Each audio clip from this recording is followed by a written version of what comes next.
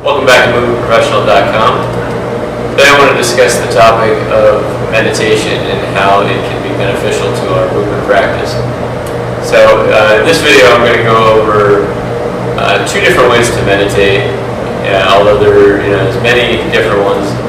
For those who aren't familiar with meditation, there's many different ways to define it. I'd like to look at it as the act of getting to know one's mind, or just the act of coming back to the present moment, and there's many ways you can do that.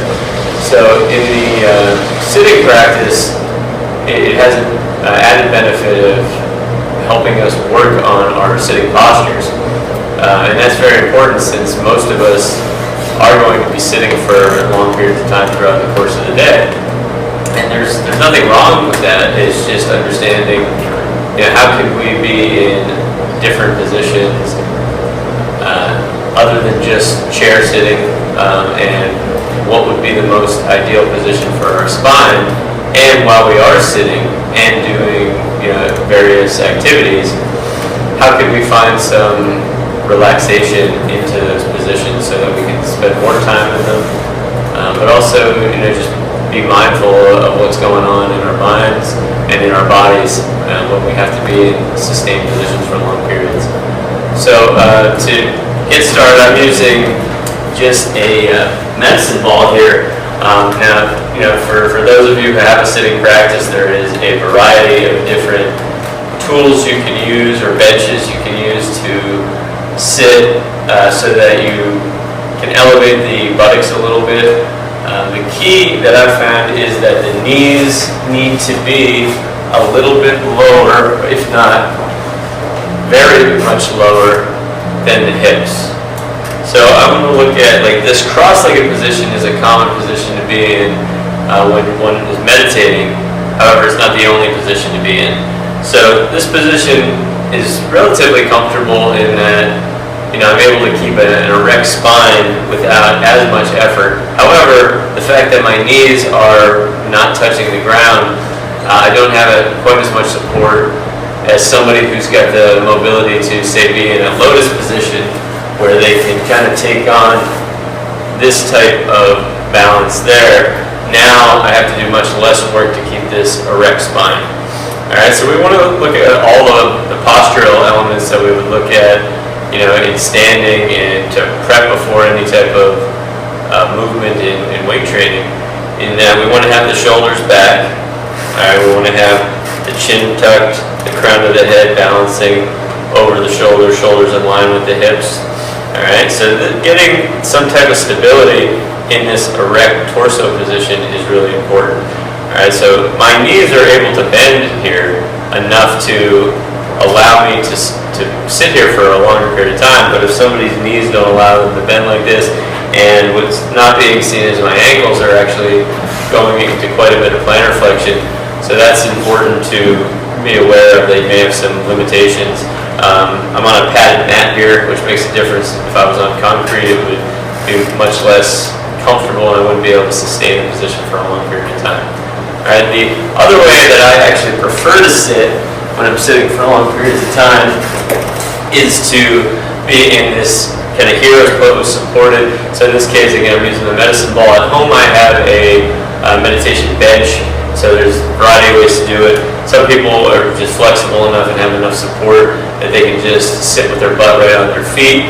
I don't necessarily recommend that if you're sitting for too long a period of time. It's good to have a little bit of space between the back of your thighs and your calves, just so you're not jamming the knee up, because we're going to be hanging out here for quite a bit.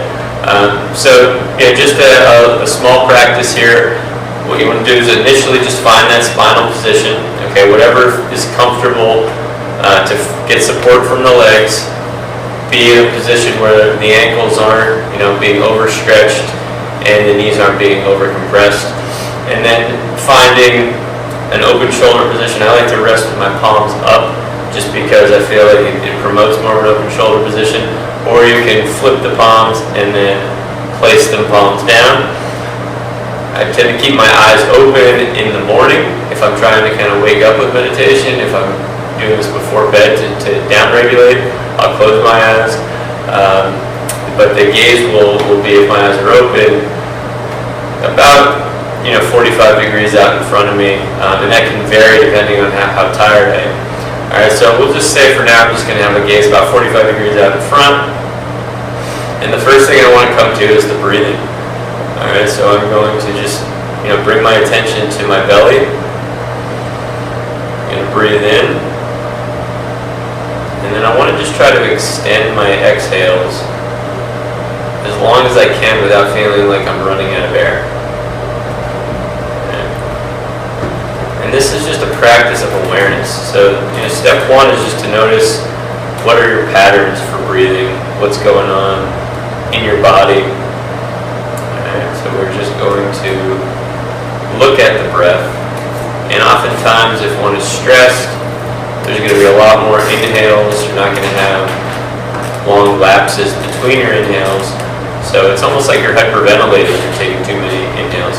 So we want to look at trying to take our time in between inhales, breathe in through the nostrils, and try to fill the belly here, right, which is where your diaphragm is. You'll be able to get a lot more oxygen, you'll be able to take deeper breaths. But we're not trying to take as deep a breath as possible, we're just trying to take a nice, relaxed, normal breath. And just by paying attention to the out breath, we'll be able to breathe out for longer periods.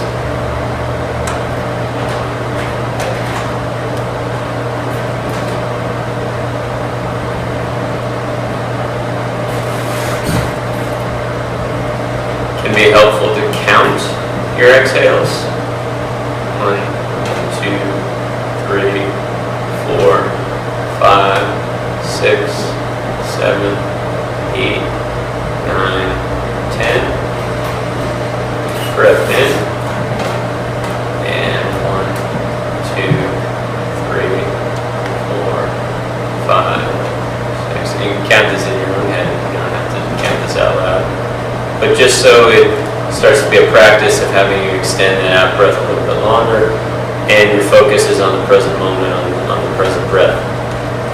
Beyond that, what can extend into your movement practice is just being aware of your body. And once you kind of get a sense of being present in the breath, you can extend that to some different sensations. What is it that you're hearing? What is it that you're feeling in your body, different sensations? What is the sensation of your feet touching the mat, your knees touching the mat, your sit bones on the wall? How hard is your spine working to keep you upright? How much resistance is there to every breath? One of the practices I find helpful is just to get a sense of your clothes touching your skin. That's one thing that your body adapts to throughout the course of the day. And you just stop getting a sense that you're even wearing clothes.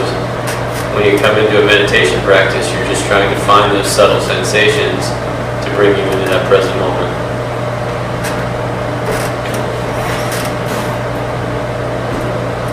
So initially we can start with maybe 5 minutes of practice, set a timer for 5 minutes. Do it a couple times a day. Maybe in the morning before bed is really helpful. If you're having trouble getting to sleep and trouble winding down, and if your exercise practice is mostly filled with high intensity, you may need a little bit of meditation to kind of balance that out for you.